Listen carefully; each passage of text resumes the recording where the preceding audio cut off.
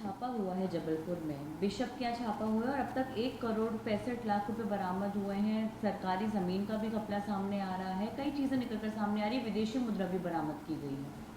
हाँ, निश्चित रूप से अगर ऐसी घटना घटित हुई है तो कहीं ना कहीं ये दुर्भाग्य है और खेदजनक है। अब और जो बिशप हैं, ये जिनके यहाँ छापा पड़ा है, जिनके पास 1 करोड़ 65 लाख रुपए की नगद संपत्ति जब्त हुई है, ये और सरकारी ज़मीनों की है, जो हेरा फेरी के भी मैटर उसमें आए हैं। अब ये तो जांच के बाद तो बहुत सी चीज़ें तब पता चलेंगी, लेकिन ये सवाल मन में ज़रूर स्वाभाविक खड़ा हो रहा है कि 1 करोड़ 65 लाख रुपए नगद क्या कर रहे थे। ये तो पढ़े लिखे लोग हैं, ये तो सबको शिक्षा देने के लिए निकले हैं। तो सबको शिक्षा दे रहे हैं तो सरकारी नियम कानून का ये पालन नहीं करेंगे क्या?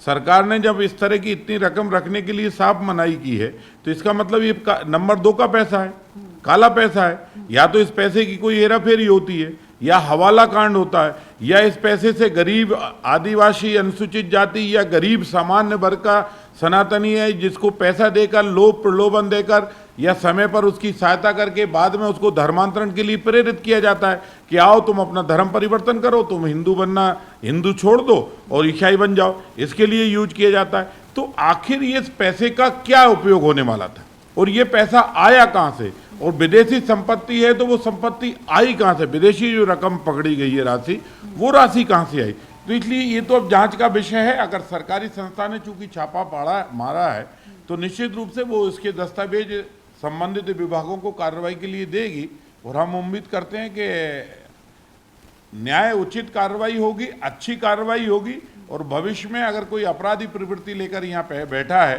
तो उस पर अंकुश भी लगेगा।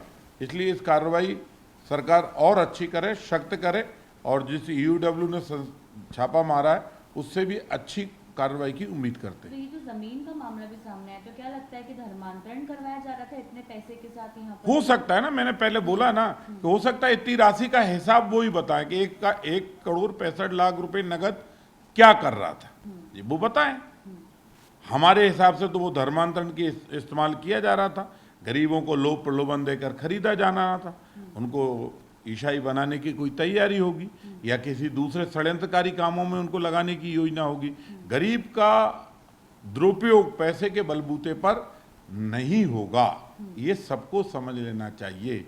और राइट टू एजुकेशन का जो उद्देश्य है वो क्या इनके स्कूलों में सफलता का साथ संचालन हो रहा है, क्या नहीं हो रहा, तो सरकार को इस निमित्त भी जांच करके इन पर सख्त कार्रवाई करनी चाहिए और गरीबों के बेटा बेटियों के पढ़ने के लिए इनके स्कूल खुलवा देना चाहिए।